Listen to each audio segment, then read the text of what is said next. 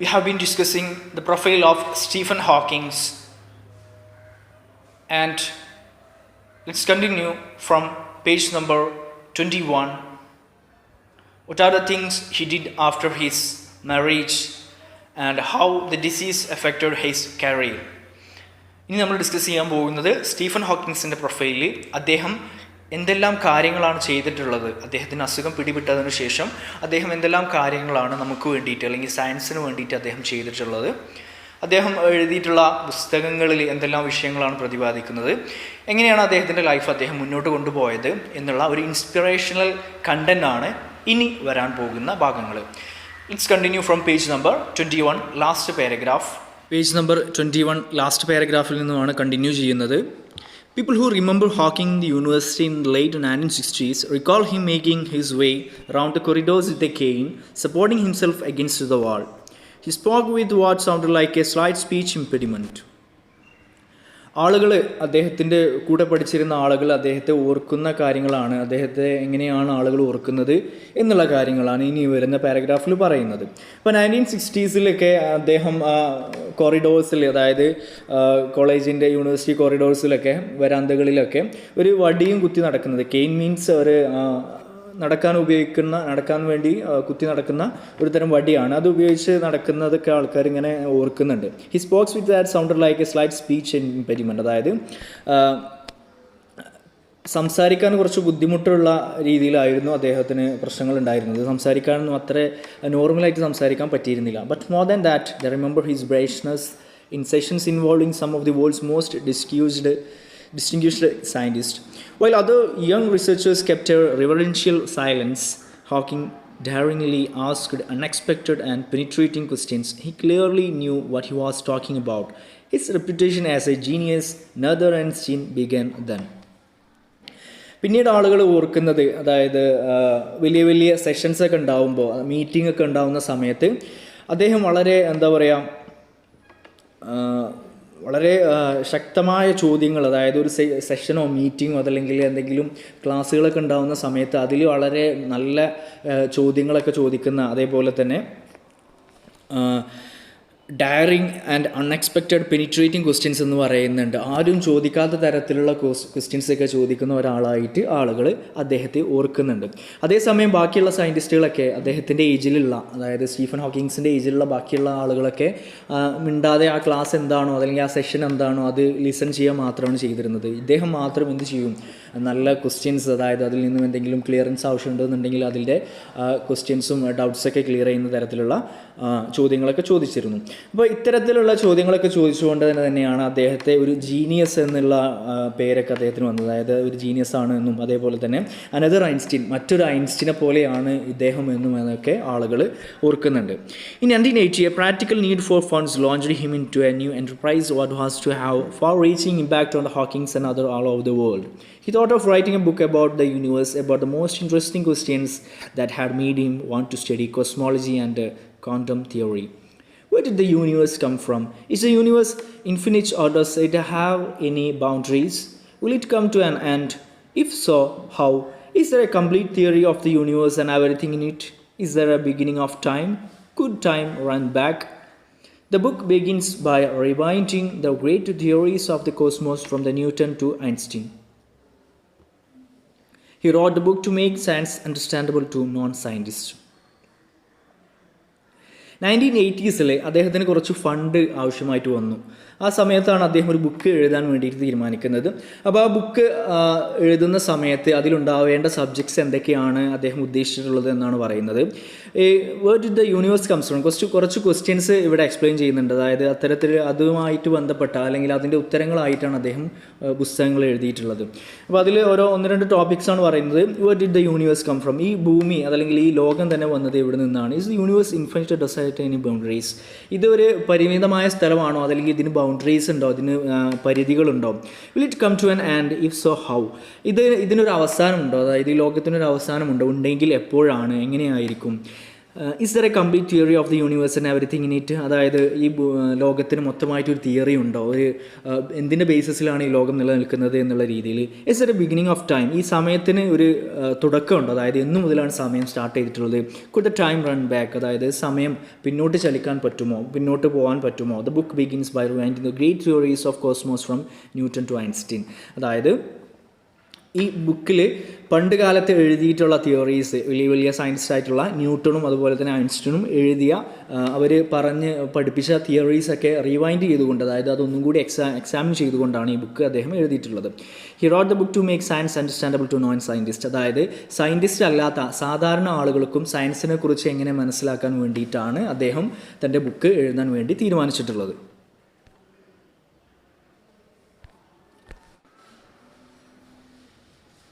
He completed the first draft in 1984. While the revision process was going on, he made a trip to Switzerland. There he was down with pneumonia and was left on a life support system.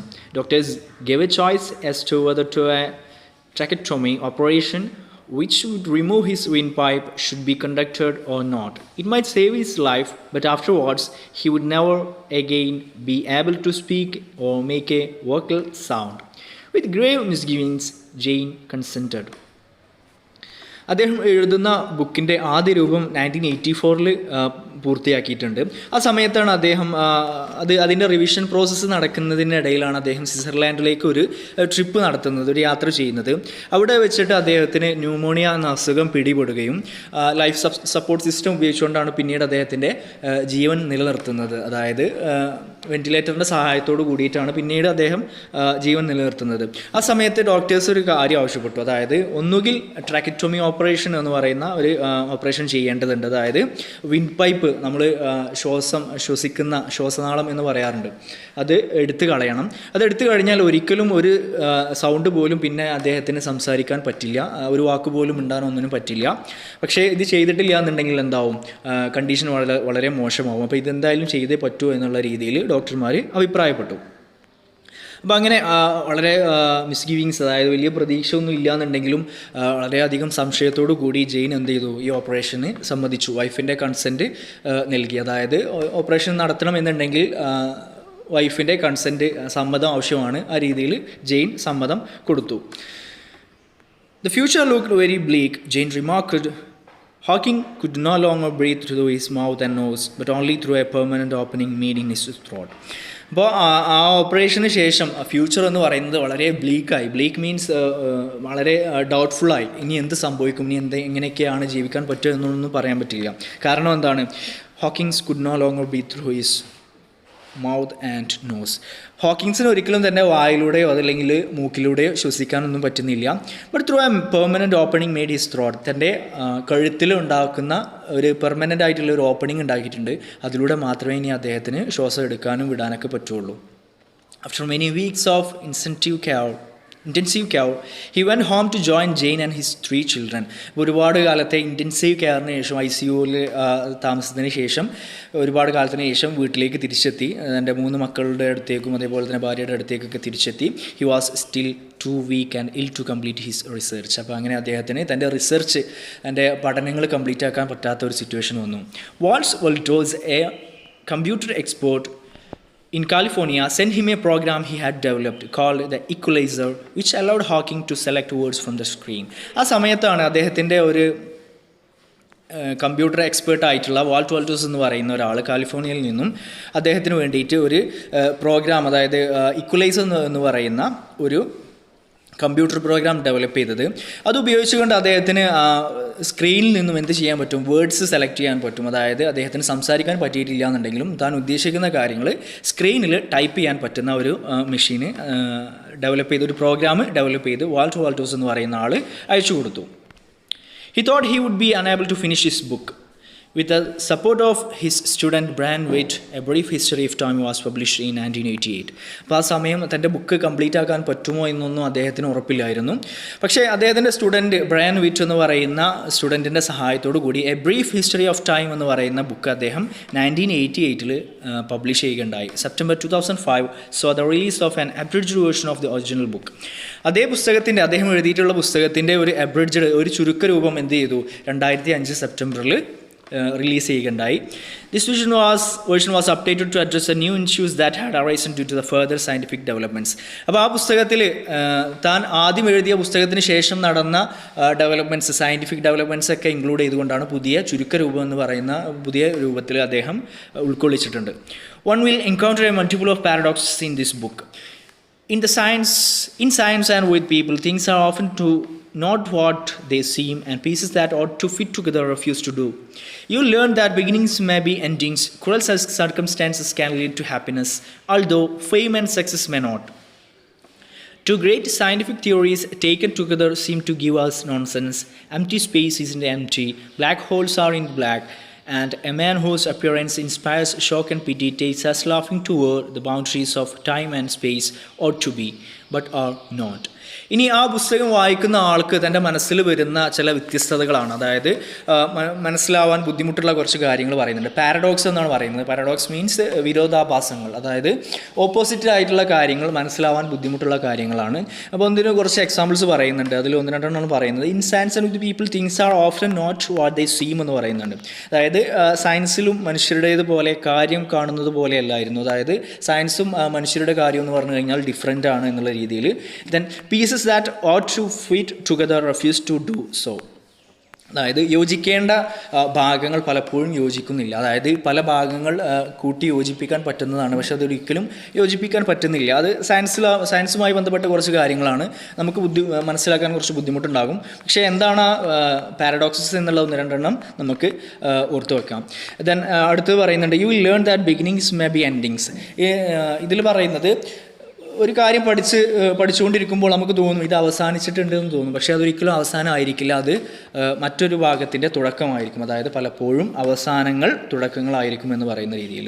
Then cruel circumstances can lead to happiness although fame and success may not. അതായത് പലപ്പോഴും വിപരീതമായിട്ടുള്ള situations എന്ത് ചെയ്യും, നമുക്ക് സന്തോഷം ഒക്കെ ഉണ്ടാക്കി തരും. അതേസമയം പ്രശസ്തിയും വിജയവും അത് തരണമെന്നുണ്ടാവില്ല. അതായത് ഓപ്പോസിറ്റായിട്ട് നടക്കുന്ന കാര്യങ്ങൾ ചിലപ്പോൾ നമുക്ക് സന്തോഷം തരും എന്നുള്ള രീതിയിലുള്ള കുറച്ച് കാര്യങ്ങൾ. Then two great scientific theories taken together seem to give us nonsense. രണ്ട് സയൻറ്റിഫിക് തിയറീസ് എടുത്തു കഴിഞ്ഞാൽ, സയൻസിലെ രണ്ട് തിയറീസ് എടുത്തു കഴിഞ്ഞാൽ അത് നമുക്ക് തോന്നും രണ്ടും മണ്ടത്തരമാണ്. അതായത് രണ്ടും പരസ്പരം ചേരുന്നില്ല എന്നുള്ളത് നമുക്ക് തോന്നും. ദെൻ അതിൻ്റെ ബാലൻസ് പറയുന്നുണ്ട്. എംപ്റ്റി സ്പേസ് ഈസിൻ്റ് എംപ്റ്റി എന്ന് പറയുന്നുണ്ട്. അതായത് ശൂന്യസ്ഥലം ശൂന്യമല്ല എന്നുള്ള രീതിയിൽ. അതായത് സ്പേസ് എന്ന് പറയുന്നത് ഒരിക്കലും എംപ്റ്റി അല്ല എന്നുള്ള രീതിയിൽ പറയുന്നുണ്ട്. Black holes are not black. അതേസമയം ബ്ലാക്ക് ഹോൾസ് എന്ന് പറയുന്ന ഒരു തിയറി ഉണ്ട്, അതൊരിക്കലും ബ്ലാക്ക് അല്ല എന്നുള്ള രീതിയിൽ കുറച്ച് പാരഡോക്സസ് പറയുന്നുണ്ട്. And a man whose appearance inspires shock and pity takes us laughing toward the boundaries of time and space ought to be, but are not. അപ്പോൾ അദ്ദേഹം പറയുന്ന കാര്യങ്ങൾ കേട്ട് കഴിഞ്ഞാൽ നമുക്കിങ്ങനെ തോന്നും ഇത്രയും അപ്പിയറൻസിലൊക്കെ കണ്ടു കഴിഞ്ഞാൽ ഒന്നും ചെയ്യാൻ പറ്റാത്ത ഒരാളാണ്. പക്ഷേ അദ്ദേഹം ഒരുപാട് കാര്യങ്ങൾ ചെയ്തിട്ടുണ്ട് എന്നുള്ള കാര്യങ്ങൾ നമുക്ക് മനസ്സിലാക്കാൻ പറ്റും.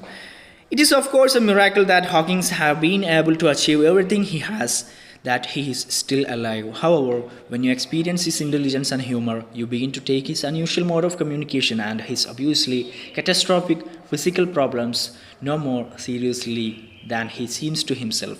That is exactly the way he wants it. He chooses to ignore the difficulty and he expects others to adopt the same attitude. അപ്പോൾ ഹോക്കിങ്സ് ഇത്രയെല്ലാം വലിയ വലിയ കാര്യങ്ങൾ ചെയ്തു എന്നത് തന്നെ ഒരു അത്ഭുതമുള്ള കാര്യമാണ്. അതേ ഹോക്കിങ്സ് ഈ പുസ്തകം ഈ നോട്ട് എഴുതുന്ന സമയത്തും അദ്ദേഹം ജീവിച്ചിരിപ്പുണ്ട്. അദ്ദേഹം ആക്ച്വലി മരിച്ചു പോയിട്ടുണ്ട് എങ്കിലും ഇത് എഴുതുന്ന സമയത്ത് അദ്ദേഹം ജീവിച്ചിരിപ്പുണ്ട്.